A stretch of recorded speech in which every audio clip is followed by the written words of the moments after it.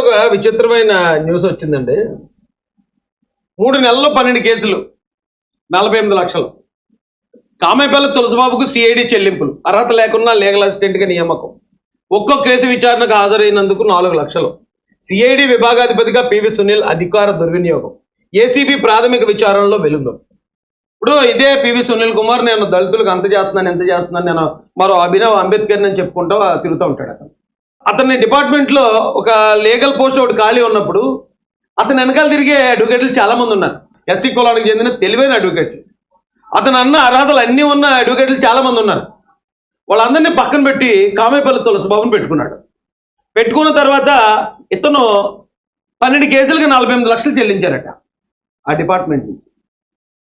ఇంతకీ అతన్ని ఈ పోస్టులో తీసుకున్నప్పటికీ అతనికి ఇంకా సరైన బార్ కౌన్సిల్లో సభ్యత్వం కూడా లేదు. అంటే ఏదో సినిమా చూశానండి నేను. ఆ సినిమాలో పృథ్వీ మొన్న ఈ సినిమాలో వచ్చాడు కదా, ప్రభాస్తో పాటు ఇంకొక హీరో ఉంటాడు. అతను డిఎస్పీ అనమాట. ఆ సినిమాలో విలన్ క్యారెక్టర్ వేసాడు. ఆ డిఎస్పీ ఏం చేస్తాడంటే అతను పక్కన ఒకటి పెట్టుకుంటాడండి. అడు పక్క క్రిమినల్. ఇక ఈ డిఎస్పీ చేద్దాం అనుకున్న సెటిల్మెంట్లు కానీ, ఈ డిఎస్పీ చేద్దాం అనుకుంటున్న మర్డర్లు కానీ, ఈ డిఎస్పీ చేద్దాం అనుకుంటున్న నేరాలన్నీ అది చేస్తూ ఉంటాడు. ఆయన చాలా బాగా చూసుకుంటాడు. ఈయన సేమ్ క్యారెక్టర్ కదా పివి సునీల్. పివి సునీల్ చేసిన పని ఏంటండి? అదే సేమ్ టు సేమ్ దింపించాడు అంత. ఈయన వైకాపాయంలో సిఐడి అధిపతిగా పనిచేసిన సీనియర్ ఐపీఎస్ అధికారి పివి సునీల్ కుమార్ అధికార దుర్వినియోగం అక్రమాలు ఒక్కొక్కటి వెలుగు చూస్తున్నాయి. తన అనుచరుడు సన్నిహితుడైన కామేపల్లి తులసిబాబును అర్హత లేకుండానే సిఐడిలో లీగల్ అసిస్టెంట్గా నియమించడం కాకుండా ఒక్కో కేసు విచారణకు హాజరైనందుకు 4 లక్షలట. ఓడి 4 లక్షలు. సీనియర్ మోస్ట్ క్రిమినల్ లాయర్లకే లేదు అంత ఫీజు. నిన్న కాక మొన్న చదివి ఉంటాడు, అది కూడా ఏదో ఒక సర్టిఫికేట్ అయి ఉంటుంది. అన్న సునీల్ అన్ని ఇప్పించేసి ఉంటాడు. కేసుకి 4 లక్షలటండి. 12 కేసులకు అటెండ్ అయితే 48 లక్షలు ఇచ్చారట. లీగల్ అసిస్టెంట్గా నియమితుడైన 13 నెలల తర్వాత న్యాయవాదిగా నమోదు. ముందు ఉద్యోగం వచ్చేసింది, తర్వాత డిగ్రీ చదివాడు అన్నట్టు ఉంది ఇది. అది ఏ సినిమా? శంకర్దాద ఎంబీబీఎస్ లాగా. శంకర్దాద ఎంబీబీఎస్లో అలా నేను డాక్టర్ అవ్వాలంటే ఏం చేయాలంటే, బాబు నువ్వు ముందు +2 పాస్ అవ్వాలి అంటే వెంటనే అడుగుతారు ఆ +2 ఎన్ని మార్కులు కావాలండి అంటే. చదవాలంటే కష్టపడాలి కానీ మార్కులు అది భోజనం చేయాలండి ఎంతసేపు. సేమ్ అదే పరిస్థితి. ఒకే రోజు 48 లక్షలు చెల్లించారటండి. అది పోలీసుల్లో ఉన్న కొద్ది మంది ఇలా చేయటం వల్ల ఏమవుతుందంటే అండి, విధి నిర్వహణలో భాగంగా ప్రాణాలు కూడా త్యాగం చేసిన పోలీసు అధికారులు చాలామంది ఉన్నారు. వాళ్ళందరికీ ఇది బ్యాడ్ నేమ్ అవుతుంది. వాళ్ళందరికీ కూడా ఇది మాయన మచ్చ అవుతుంది. ఇలాంటి వ్యక్తుల్ని ఎవరైతే సపోర్ట్ చేస్తున్నారో కులం పేరుతోనో లేకపోతే మరి ఏదో ప్రలోభానికి ఆశపడు, వాళ్ళందరూ కూడా ఆలోచించాలి. న్యాయం అనేది ఒకటి ఉంది కదా. ప్రజాశక్తి అనే ఒక పేపర్లో ఒక న్యూస్ ఆర్టికల్ రాశారండి. దీనిలో ఒక ఆర్డర్ కూడా పెట్టారు.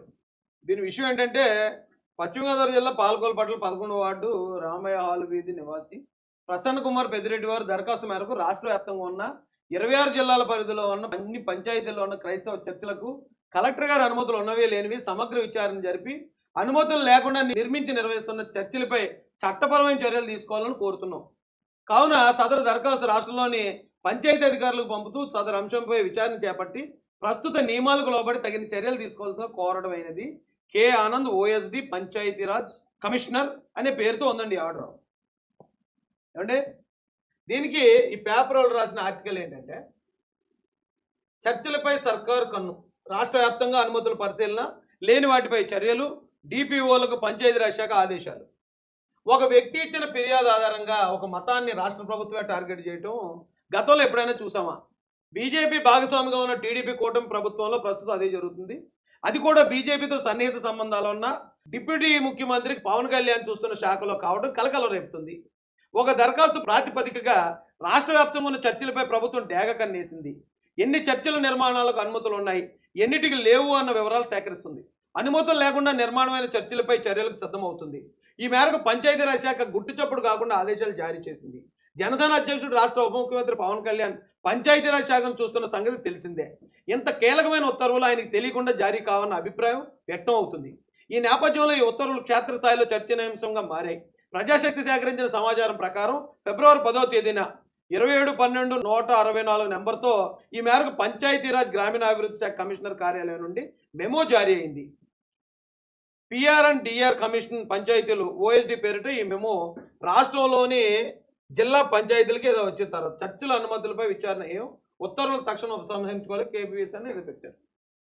ఏమండి ఆ తర్వాత ఇంకేముందంటే దీనిలో మెమోలో ఏముంది, పశ్చిమ గోదావరి అదే మెమోలో ఇప్పుడు ఇందాక చదివాను కదా, అదే ఎంత వేగమో ప్రభుత్వ కార్యాలయాలు పనులు ఎలా జరుగుతాయో ఎన్నిసార్లు తిరగాల్సి వస్తుందో ప్రత్యేకంగా చెప్పనవసరం లేదు. చర్చల పైందని లేఖ విషయంలో మాత్రం అధికార యంత్రాంగం అనూహ్యమైన వేగంతో స్పందించింది.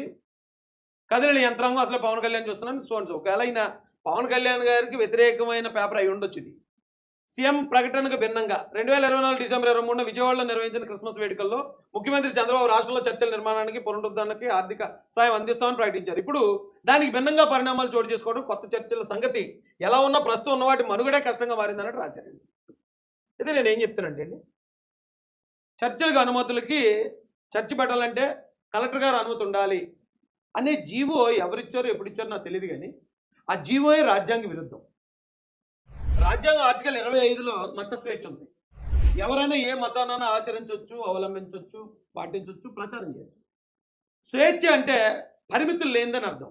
స్వేచ్ఛ అంటే ఎవడు పర్మిషన్ అక్కర్లేదని అర్థం. దానికి పర్మిషన్ కలెక్టర్ ఇవ్వడం కాదు, రాజ్యాంగం ఇచ్చింది. కలెక్టర్ గారు గొప్ప, రాజ్యాంగం గొప్ప అంటే రాజ్యాంగమే సుప్రీం. రాజ్యాంగంలో ఆల్రెడీ పర్మిషన్ ఉంది. ఉన్నప్పుడు మళ్ళీ కలెక్టర్ గారు పర్మిషన్ తీసుకోవాలి, లేని చోట మేము ఇది చేస్తాం అంటమే తప్పు. First point. రెండోది, ఇందులో ఇంకో పాయింట్ ఉంది. ఒకవేళ ఎవరైనా గవర్నమెంట్ స్థలాల్లో నిర్మిస్తే, గవర్నమెంట్ స్థలంలో చర్చి నిర్మించేస్తున్నాడు, దానికి ఖచ్చితంగా పర్మిషన్ తీసుకోవాలి. పంచాయతీ నన్ను అడగాలి, ఎంఆర్ఓ గారినో ఎండిఓ గారినో లేదా కలెక్టర్ గారినో ఎవరో ఒకరిని, ఏమంటే పలానా చోట ఈ స్థలం ఉంది, గవర్నమెంట్ స్థలం, ఆ స్థలంలో మేము చర్చి పెట్టుకుని అక్కడ ఉన్న ప్రజలకు మంచి బోధించాలనుకుంటున్నాం, మీరు పర్మిషన్ ఇవ్వండి అని అప్పుడు తీసుకోవాలి.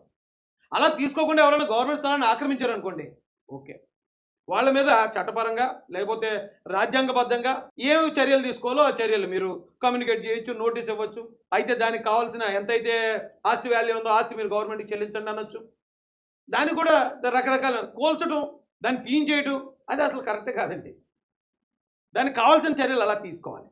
అది కాకుండా ఎన్ని చర్చలు ఉన్నాయో ఇమీడియట్గా కలెక్టర్ అనుమతులు లేని మీరు ఎక్కడున్నారు చూడండి, ఎవడో ఒకడు ఖాళీగా ఉన్నాడు, వాడికి ఏం పని పోవట్లేదు, ఆడు వచ్చి లెటర్ పెట్టాడు. ఆ లెటర్ గురించి ఈ రోజున మొత్తం అధికార యంత్రాంగం అంతా కదలడం అంటే గవర్నమెంట్ ఆస్తిని దుర్వినియోగం చేయటమే. ఎందుకంటే అది ఎక్కడా లేదు. ఇప్పుడు నా సొంత స్థలం అండి, నేను బిల్డింగ్ కట్టుకున్నాను, నా చుట్టుపక్కల ఉన్న వాళ్ళు అందరూ ఆడికి వస్తారు, ప్రార్థన చేసుకుంటారు. ఒకవేళ మైక్ బయట పెట్టి ఎవరికైనా చుట్టుపక్కల వాళ్ళకి ఇబ్బంది కలిగించారనుకోండి, వారు కంప్లైంట్ ఇస్తే మైక్ దించచ్చు. మైక్ బయట పెట్టి పక్క వాళ్ళని డిస్టర్బ్ చేసే హక్కు ఎవరికి లేదు. కానీ తన సొంత స్థలంలో, సొంత బిల్డింగ్లో వాళ్ళ లోపల చుట్టుపక్కల వాళ్ళకి ఏ ఇబ్బంది లేకుండా వాళ్ళు అక్కడ పూజ చేసుకున్నా, నమాజ్ చేసుకున్నా, ప్రేయర్ చేసుకున్నా దాన్ని అడగడానికి ఎవరికి హక్కు లేదు. అది ఎవరికి సంబంధం లేదు. ప్రతి ఒక్కరి ఇంట్లోనూ తొంగు చూడటం అనేది ఈ ఆలోచన ఏదైతే ఉందో, దీన్ని ఒకవేళ ఎవరైనా చేస్తే దాన్ని ఇప్పుడే కట్టడి చేసుకోండి. ఎందుకంటే మతాల జోలికి వెళ్ళకపోవడమే మంచిది. ఎవరో ఒకటి కోసం మతాన్ని మొత్తం కదిపేద్దాం, మతాన్ని మొత్తం ఇది చేద్దాం అనే ఆలోచన మరి ఏ అధికారికి వచ్చిందో నాకు తెలియదు, కానీ ఆ ఎఫెక్ట్ కూటమి ప్రభుత్వం మీద పడుతుంది. ఈ రోజున చంద్రబాబు నాయుడు గారికి ఓటేసిన వాళ్ళు 2024లో కేవలం ఒక మతస్థులు లేరండి, అన్ని మతాల వాళ్ళు వేశారు. ముఖ్యంగా క్రిస్టియానిటీ అంటే జగన్మోహన్ రెడ్డి గారికి అంటగడతా ఉంటారు. కానీ అదే క్రిస్టియన్స్లో జగన్మోహన్ రెడ్డిని వ్యతిరేకించిన వాళ్ళు ఎంతోమంది ఉన్నారు. జగన్మోహన్ రెడ్డి గారి విధానాలు నచ్చక తెలుగుదేశం పార్టీకి ఓటేసిన వాళ్ళు ఎంతోమంది ఉన్నారు. పార్టీకి ఓటేసినప్పుడు ఒక మతాన్ని కంప్లీట్గా ఒక పార్టీకి అంటగట్టడం, వాళ్ళని ప్రతిపక్ష పార్టీగా చూసి వాళ్ళ మీద ఏదైనా ఇబ్బంది పెట్టే చర్యలు తీసుకోవడం అనేది ఒకవేళ ఎవరికైనా ఆలోచన ఉంటే కనుక అది కరెక్ట్ కాదు. అది ఇమ్మీడియట్గా మార్చుకోవాలండి. ఎందుకంటే ఇక్కడ ఏ మతానికన్నా ఒక ఆలయం కట్టుకోవడానికన్నా, లేదా ఒక విగ్రహం పెట్టుకోవడానికన్నా, లేదా ఒక చర్చ్ పెట్టుకోవడానికన్నా, ఒక మసీదు పెట్టుకోవడానికన్నా నాకు తెలిసి అవన్నీ పర్మిషన్ అడగాల్సిన పని లేదు. ఇక్కడ హిందువులుగా ఉన్నా, క్రిస్టియన్స్గా ఉన్నా, ముస్లింలుగా ఉన్నా అందరూ భారతీయులు. ఫస్ట్ మనం ఎక్కడ బ్రిటిష్ నుంచి వచ్చిన క్రిస్టియన్స్ ఎవరు లేరు ఇక్కడ, లేదా పాకిస్తాన్ నుంచో లేకపోతే గల్ఫ్ నుంచి వచ్చిన ముస్లిమ్స్ ఎవరు లేరు ఇక్కడ, అందరూ ఇండియన్సే. ఒకవేళ ఆయనకి ఈ పేరుతో ఈ దేవుడిని ఆరాధించడం ఒక నచ్చపోతే మరో పేరుతో మరో దేవుడిని ఆరాధించుకుంటాడు, మరో పూజ చేసుకుంటాడు, మరో ప్రేయర్ చేసుకుంటాడు, మరో నమాజ్ చేసుకుంటాడు. వీటి జోలికి వెళ్ళడం అనేది కరెక్ట్ కాదు. ఎందుకంటే మొన్నే సుప్రీంకోర్టు కూడా చెప్పిందట, మీకు అంత దురదగా ఉంటే ఇంటికో చర్చ పెట్టుకోండి, ఇంటికో మసీదు పెట్టుకోండి, ఇంటికో ఆలయం కట్టుకోండి, మీరు ఏమనుంటే ఇంట్లోనే చావండి, కానీ బయటకు వచ్చి మతాల గొడవలు పెట్టకండి అని చెప్పి గౌరవ సుప్రీంకోర్టు చెప్పారు. చెప్పినప్పుడు మనం ఇలాంటివి చేయడం కరెక్ట్ కాదండి. ఒక మతాలని, మత విశ్వాసాలని టార్గెట్ చేస్తూ మనకున్న ఏదో కొంచెం డిఫరెంట్ ఇంటెన్షన్తో ముందుకెళ్ళడం అనేది అస్సలు కరెక్ట్ కాదు. దానివల్ల చాలా ఇబ్బందులు ఎదురైపోతాయి. ఎందుకంటే రాజ్యాంగం ఇచ్చిన హక్కును వదులుకోవడానికి ఎవడో సిద్ధంగా ఉండడు. ఇవాళ మనకు అధికారం వచ్చింది కాబట్టి ఓ జీవో ఇష్యూ చేయడం చాలా చిన్న పని. కానీ ఆ జీవో రాజ్యాంగానికి అనుకూలంగా ఉండాలండి, రాజ్యాంగానికి వ్యతిరేకంగా ఉండకూడదు. ఇది జీవో కూడా కాదు, ఏదో మెమో ఇచ్చారట. ఆ మెమో అసలు జీవోయే రాజ్యాంగానికి అనుకూలంగా లేకపోతే కొట్టిపారేస్తారు. ఇక మెమోకి ఏమంత క్రెడిబిలిటీ ఉంటుంది? ఆ మెమో ఇచ్చి అలాంటివి చేయడం ఒకవేళ అది నిజమైతే ఇమీడియట్గా దాని మీద ఈ చర్యలన్నీ తక్షణం నిలుపు చేయడం మంచిదండి.